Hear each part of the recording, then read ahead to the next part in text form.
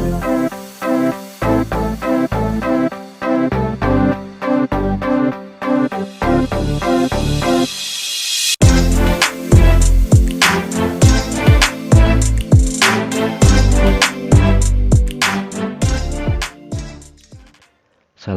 warahmatullahi wabarakatuh. Selamat pagi anak-anak semuanya. Perkenalkan, saya Pak Wiji, guru kelas 2 yang akan mendampingi dan menemani anak-anak untuk belajar selama 1 tahun ke depan, 2 semester ya. Pak Guru ucapkan selamat kepada anak semuanya karena telah berhasil naik kelas 2, mungkin dengan nilai yang cukup bagus. Karena selama daring tentunya di rumah belajar pasti juga didampingi orang tua ya, didampingi orang tua atau kakak atau siapapun yang ada di rumah ya. Pak Guru ucapkan juga terima kasih kepada orang tua, murid yang selama 1 tahun kemarin sudah mendampingi putra-putrinya untuk belajar di rumah secara daring ya. Dan mungkin untuk tahun ini kita juga belum tahu karena peraturan pemerintah juga belum memperbolehkan untuk tatap muka ya. Jadi masih daring lagi. Tapi tidak masalah, yang penting kita tetap semangat belajar. Semoga nanti bisa mendapatkan hasil yang maksimal. Oke, untuk di kelas 2 ini pertama untuk tema satunya yaitu tentang hidup rukun. Kalau dulu waktu di kelas 1 anak-anak pasti sudah mengenal tentang diriku, lingkungan, dan sebagainya. Kalau di kelas 2 ini sudah lebih luas lagi cakupannya ya, yaitu tentang hidup rukun. Apa itu hidup rukun? Hidup rukun artinya saling menghormati dan menyayangi antar sesama manusia. Hidup rukun dilakukan di rumah, di sekolah, dan di masyarakat. Untuk subtema pertama, kita membahas tentang hidup rukun di rumah dulu ya. Hidup rukun di rumah. Sebenarnya acuan kita tetap ada buku paket ya. Nanti kalau misalkan di LKS mungkin sedikit berbeda, itu karena hanya diambil pokok-pokoknya saja. Kalau di buku paket itu penjabarannya lebih luas sekali. Nah, hidup rukun di rumah itu seperti apa? Ya, mungkin dalam anggota keluarga ada orang tua dan anak-anak. Orang tua menyayangi anak-anak, anak-anak menghormati orang tua. Hidup rukun dilakukan di rumah antar sesama orang tua. Selain itu juga antar anggota orang tua dan anak-anak. Misalkan ayah dan ibu hidup rukun dengan saling menghargai. Ayah dan ibu hidup rukun dengan anak-anak dan sebagainya ya. Coba perhatikan dulu bacaan berikut. Ayah dan ibu menyayangi Mutiara dan Udin. Jadi tadi pada gambar sebelumnya itu tokohnya yaitu ayahnya, ibunya, kedua anaknya itu namanya Mutiara dan Udin. Suatu hari ayah membawakan buah tangan untuk Mutiara dan Udin. Mutiara mendapatkan buku cerita. Udin mendapatkan mainan. Mutiara dan Udin berterima kasih kepada ayah dan ibu. Mutiara dan Udin tidak saling berebut oleh-oleh. Ayah dan ibu bahagia melihat buah hati mereka selalu rukun. Ini berarti kita sudah pada pembahasan MUPEL Bahasa Indonesia ya, yaitu tentang kata ungkapan. Di sini kata ungkapannya adalah buah tangan yang berarti oleh-oleh, buah hati yang berarti anak. Lalu kata ungkapan itu apa maksudnya? Ungkapan adalah idiom, merupakan gabungan kata yang maknanya sudah menyatu. Ungkapan tidak ditafsirkan dengan makna unsur yang membentuknya. Jadi kadang-kadang kita kok ungkapan itu artinya beda sekali dengan arti sesungguhnya gitu kan. Cuman yaitu emang sudah dari sananya itu penggabungannya itu udah sesuai gitu ya. Kalau di LKS juga banyak sekali, nanti anak-anak bisa pelajari sendiri, bisa dibaca-baca. Selanjutnya, Mutiara menyimpan buku hadiah dari ayahnya di rak buku. Perhatikan susunan buku di dalam rak. Buku-buku tersebut tersusun rapi. Berapa banyak buku dalam rak tersebut? Bagaimana agar kita lebih mudah menghitungnya? Ini masuk ke mupel matematika ya. Jadi ini tentang mengenal bilangan cacah.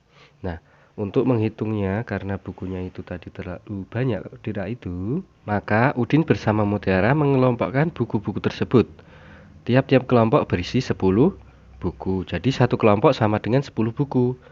Yang satu tumpuk ini ya, ini harus 10. Satu kelompoknya itu harus 10. Kalau kurang dari 10, tidak boleh ditumpuk. Jadi, maksudnya tidak boleh dikelompokkan ke dalam yang 10 tumpuk. Harus dipisahkan karena kalau misalkan cuma 9 berarti kan jadinya satuan, tidak genap 10 ya.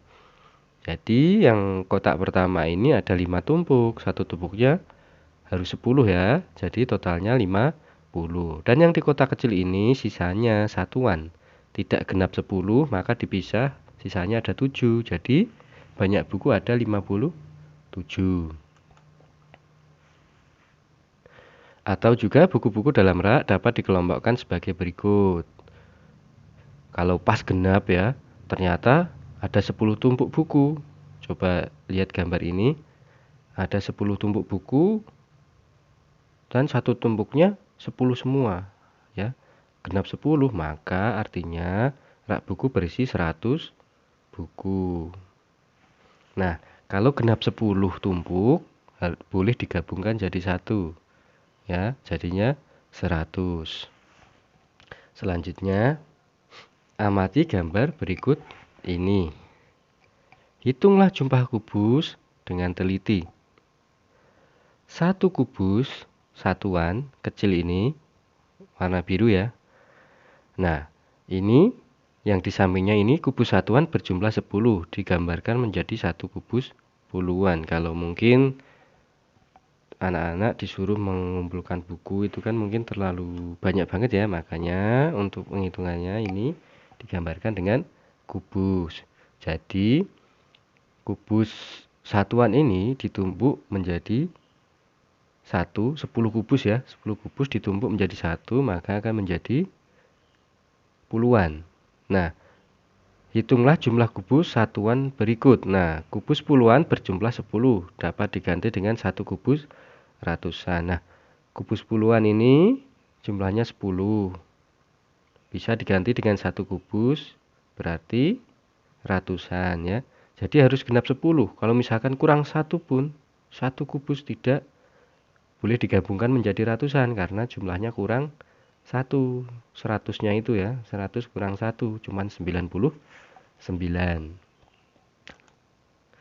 Nah, selanjutnya perhatikan gambar berikut ya. Yang tadi kubus yang besar ini adalah kubus ratusan ya. Jumlahnya sudah pasti 100.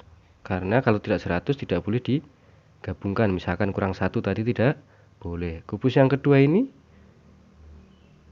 ditambah 3 tumpuk ya. 3 tumpuk. Kenapa yang 3 tumpuk tidak digabungkan yang depan? Tidak boleh karena ini puluhan ya. Puluhan. Kemudian yang ditambah lagi yang belakang sisanya ini tidak genap 10. Kurang 2 ya kan. Jadi tidak boleh ditumpuk jadi 1. Ada berapa sisanya? 8. Jadi banyak kubus semuanya ada 138 atau dibaca 138 ya. Selanjutnya, hitunglah kubus berikut ini. Nomor 1 ya, banyak kubusnya ada berapa? Tadi kalau kubus besar itu ratusan, nilainya berapa?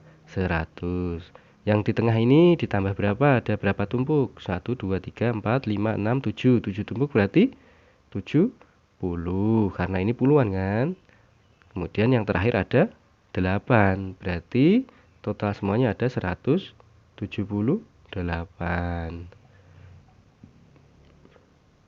Yang kedua, banyak kubus ada. Yang pertama, kubus besar ratusan nilainya 100. Kemudian yang di tengah 1, 2, 3, 4, 5, 6, 7. 7 7 lagi kan ini kan. Nah, satuannya ada berapa?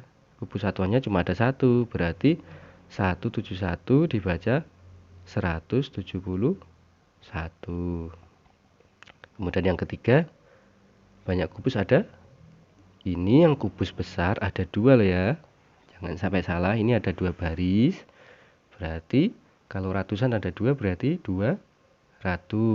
Kemudian ditambah kubus yang di tengah ini ada berapa? 1, 2, 3, 4, 5, 6. Ada 7 tumpuk juga. Berarti 70. Kemudian yang kubus satuan yang tidak genap 10 ada berapa? Ada 7. Ya kan? Jadi banyak kubus ada 2, 7, 7. Ya kan? 277.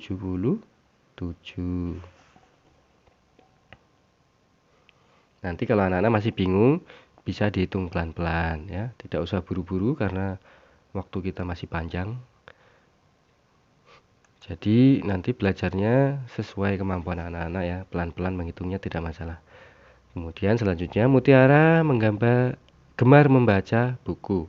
Ia membaca berbagai jenis buku anak. Ada buku cerita anak, ada buku pengetahuan, ada buku nyanyian. Nah, ini kita menuju ke Mupel SBDP. Kita belajar tentang pola irama sederhana.